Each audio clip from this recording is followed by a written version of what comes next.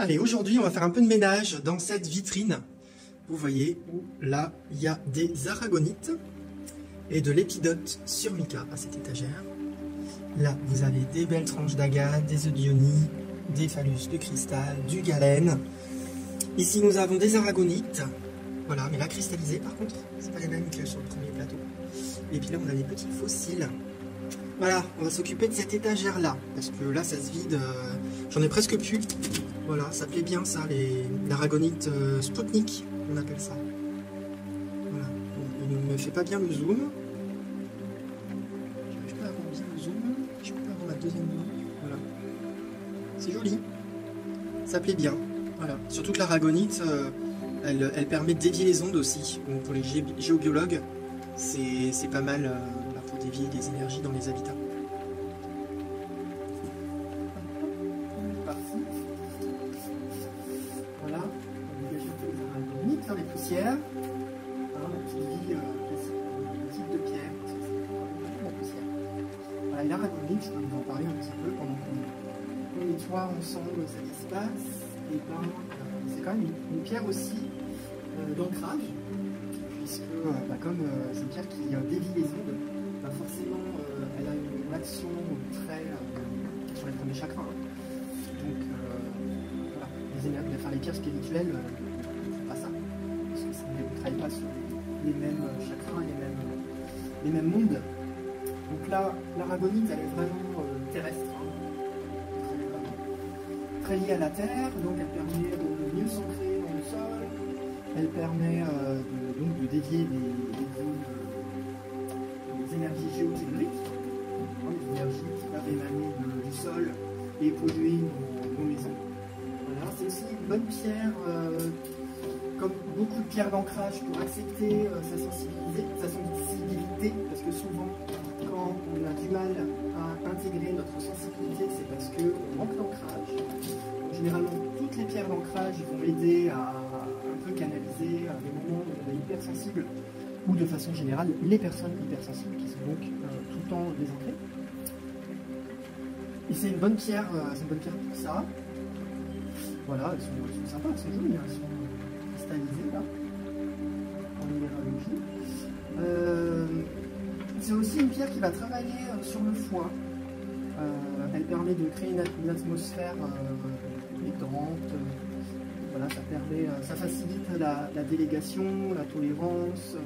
Voilà, vraiment c'est une pierre du foie qui va venir harmoniser le foie et toutes les conséquences du déséquilibre de cet organe. Voilà, il ramène de l'énergie dans le corps physique, comme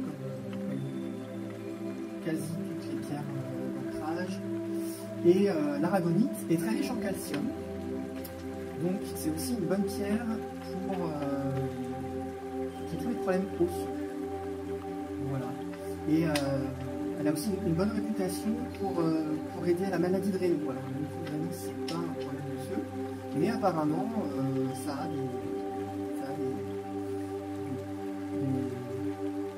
un impact positif sur la maladie de Raynaud. Voilà. Et comme je vais faire de la place pour mettre à côté du bismuth,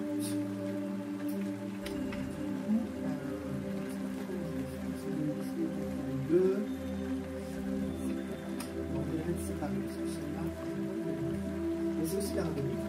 Les aragonites, il y a plein de formes. La dernière que j'ai. Et vraiment, ça plaît bien, ça parle à beaucoup aux gens.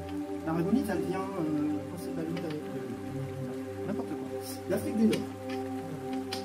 Celle-ci, il me semble que c'est du Maroc. C'est joli quand même. C'est vraiment joli. Alors, c'est quoi? Ah non, ça c'est la calcopyrite. C'était pas prévu que je mette la calcopyrite. Voilà. Le bismuth, voilà, j'ai fait tout un descriptif sur les bismuths.